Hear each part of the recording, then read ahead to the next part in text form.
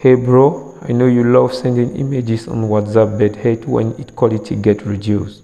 So on this video, I'll guide you step by step on how you can send good quality images on WhatsApp. So you browse through your phone, you open your WhatsApp, then you click on the person to whom you want to send the photo. You click on the paperclip icon to attach your file, then you click on document. You can now browse through your document. Let me select my image. Here I have a good quality image. I will click this image, then I send to the person.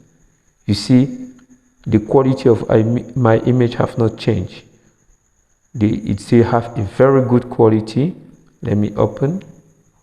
You see, very good quality. Thanks for watching this video. Don't forget to subscribe to our channel for more awesome content. Goodbye.